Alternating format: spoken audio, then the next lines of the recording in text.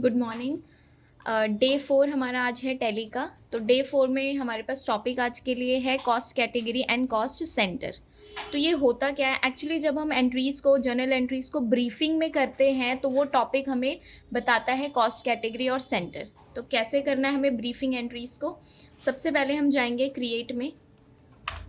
यहाँ पर आपके पास देखो, आपको कहीं पे भी हमें कॉस्ट सेंटर और कैटेगरी का ऑप्शन नहीं मिल रहा। उस चीज़ के लिए मैं शो मोर पे गई, देन यहाँ अभी भी नहीं मिल रहा है, तो उसके लिए मुझे शो इनएक्टिव, यानी कि जो चीज़ें एक्टिव नहीं है उसे मुझे एक्टिव करना है। तो एक्टिव पे जाने के बाद ये कॉस्ट कैटेगरी है और ये सेंटर है। अब कॉस्ट कैटेगरी क्या होता है? फॉर एग्जांपल मेरे पास एक क्वेश्चन है कि मुझे इंटरेस्ट रिसीव हुआ कैश में, तो नॉर्मल एंट्री होगी कैश डेबिट इंटरेस्ट क्रेडिट।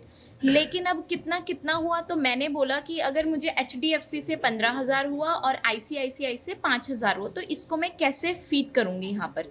तो उस केस में हम कॉस्ट कैटेगरी में जाएंगे। तो जो कॉस्ट कैटेगरी है मेरे पास वो है इंटरेस्ट रिसीव। तो ये मेरे पास एक कैटेगरी बन गई। देन मैंने बैक करा, कॉस्ट सेंटर में गए। सबसे पहले ये कैटेगरी मांगेगा आपसे, तो मेरे पास कैटेगरी क्या है? इंटरेस्ट रिसीव की, जिसको मैं यहाँ से सिलेक्ट कर लूँगी। और सेंटर है कि भाई HDFC, और एक और सेंटर है मेरे पास ICICI। इस तरीके से हम कितने भी कैटेगरी और सेंटर्स क्रिएट कर सकते हैं।